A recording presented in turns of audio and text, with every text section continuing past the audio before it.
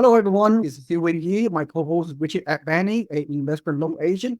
So we're going to go over the potential banking crisis and how that may affect the economy and real estate investing. Let's go over the headline, which I obtained from this Financial Advisor magazine.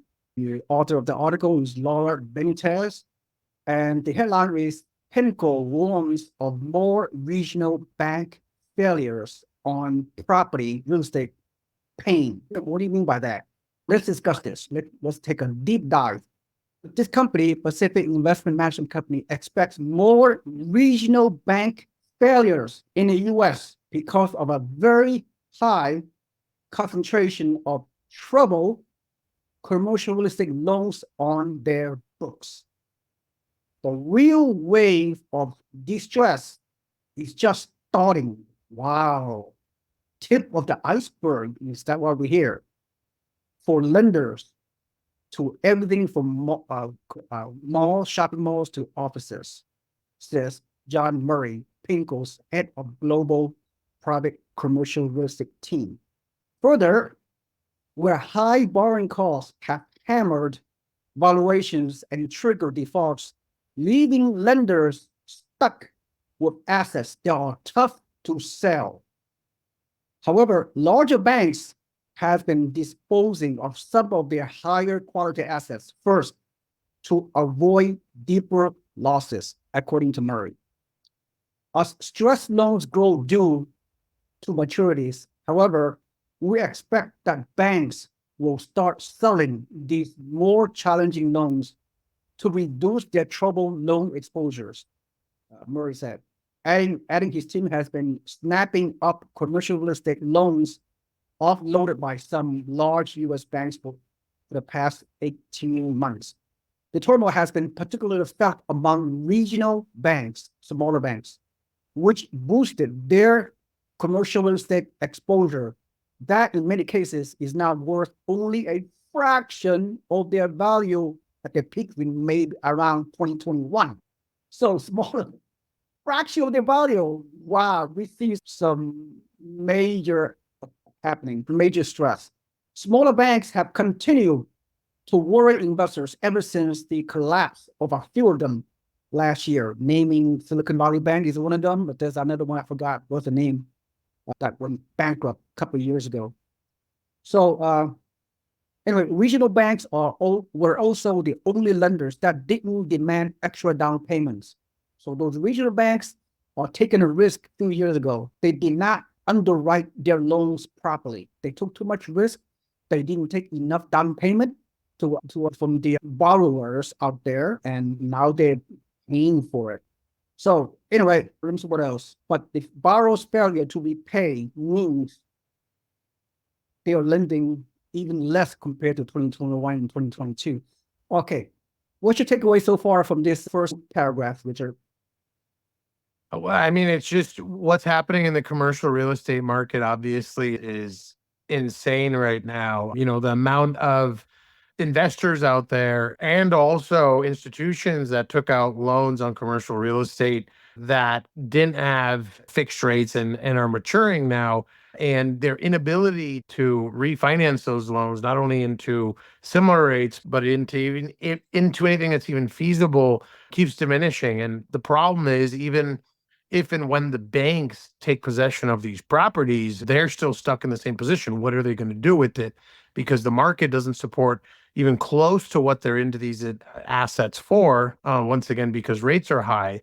And as we know, commercial property sale prices are generally multiples of the income they generate. And if rates are higher, they generate less income, they're worth less, which means they don't appraise for enough when it comes time to refinance this short-term debt. And the article alludes to the fact that a lot of these short-term and regional banks sound like they got a little greedy, right? They started essentially giving out loans that they shouldn't have. And now that the market's turned, it's coming to bite them in the butt. Richard, let me ask you this.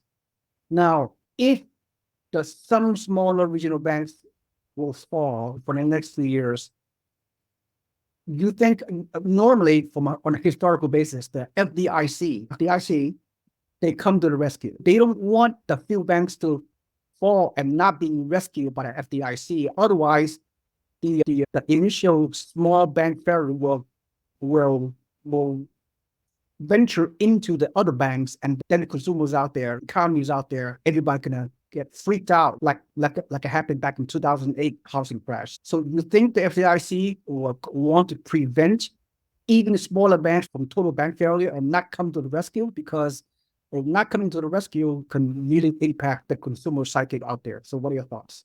Yeah, I'm sure they'll come to the rescue like they always have done. What will happen though is if there are additional bank failures, a lot of people are going to put money in treasury bonds looking for safety and security and pull money out of the banks, which means that mortgage rates will drop because the yields will drop on the treasury bonds as well. We saw that happen last year with the collapse of SVB, a huge or downward rally in that treasury bond immediately thereafter, and some rate relief as well.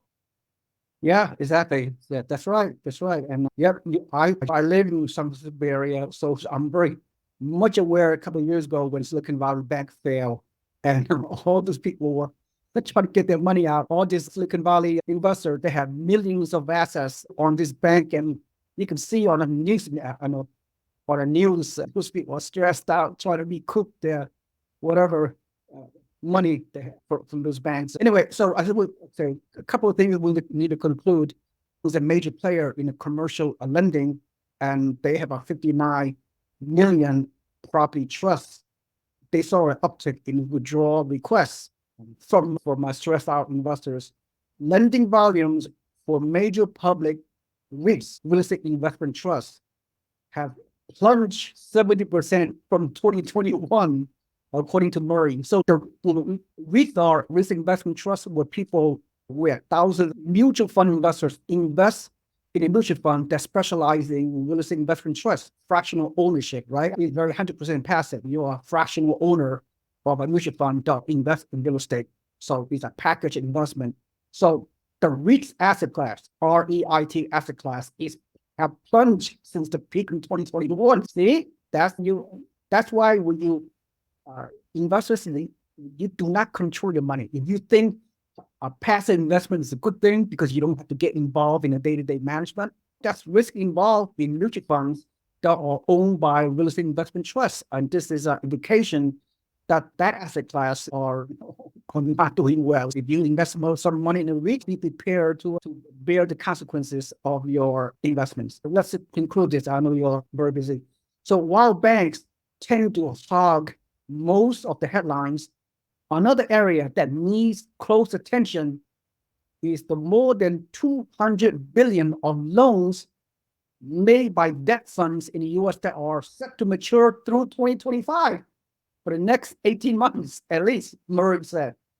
Many of these loans were originally during the peak pricing era of 2021, often with a 3-year term and a 3-year rate cap. Okay, let me finish this up and now I'll get your final comments. So the first catalyst for stress at the asset level is occurring right now, which is June 2024 as we recording this video. So our assets will struggle to meet extension tests in this higher rate environment, Murray said. So final comment here before you make your do your recap. The combination of rising rates plus recessionary pressures creates real challenges for commercial real estate from both a capital markets and fundamental perspectives, Murray said. As we conclude, what is your takeaway from this article? Obviously, not a good position to be in right now for commercial real estate and people that invested in these REITs. What I see happening is all these commercial lenders with that much money coming due, they're gonna have to extend terms and they're gonna have to work with these property owners because 200 billion in defaults right now would crush the lender, would crush the capital markets as it relates to these types of loans. Does that mean there's gonna be government intervention too? I wouldn't be surprised. It's happened in the past. But if these lenders do foreclose and do push through on these property owners for these loans coming due, it's going to be their demise as well, right? The lenders as well. I see them propping it up. I see them working with the property owners to restructure debt. That way they can make it through this, and that way the lender can make it through this as well. But it's going to be very interesting to see what happens in the next 6 months or so. Okay, like here's my takeaway. Thank you. Very good comment, Richard. My takeaway is, what about that there? Okay, the potential losers are the one invest in this high-risk commercial lending scenarios. What about the potential winners? People waiting on the sidelines. Not me. I'm not going to venture into real estate default purchasing in next 2 years, but you and I, we have our own buy box. I'm totally focusing on turnkey cash flow properties, invest for the long term. So I'm not going to wait in the sideline. Some of my, I don't talk to my individual investors that much, but a couple of my investors, they keep telling me, I am waiting in the sideline. I'm waiting for the commercial sector to crash so I could go in there and buy 50 to 80% discount. When people say this, when mom and pop investors say these kind of things, when I hear this from my mom and pop investor, my takeaway is they have no idea what they're waiting for. What if they're gonna move in? How are they gonna capture the distressed asset? They have to go into a syndication, but along with other investors to package the money to buy the so-called distressed asset. What's the minimum investment? 100 grand, 200 grand, 300 grand to get in? Do you have to be an accredited investor? So when somebody tell me I'm waiting on sideline for the next 2, 3, 4, 5 years until the commercial loan collapse, so I can swoop in and buy those loans at a discount, and so I can become wealthy. So they don't know their buy box. These small individual investors that you and I work with, they don't know what they are saying when they're waiting on the sideline and not investing in the regular low risk income property that you and I promote. So what do you take away on those people? Obviously, it's comical. People who don't even own a single investment property talking about waiting on the sidelines to purchase commercial real estate as their strategy. I think you and I both know how that goes. These people will still be on the sidelines 5 years, 8 years, 10 years from now, and will always follow the logic of, oh, I missed it. I missed it this time. I'm going to wait a little longer. Yeah, I agree. Okay, Richard, I know you gotta go. You're a very busy man. You do a lot of different things. Professional race car driver. You are investment lender. Run a good business. You're multitasking, so in a good way. So thank you, Richard Avani, an investment loan agent that we worked together for many years. So this is Seewing. If you are again, as I conclude, if you see any value from this video, please like and subscribe and comment on my video, and also put your email into our inbox on our website. Log in and become a free investor insider. Thank you so much for attending. Have a nice day. I'll see you next time. Bye-bye.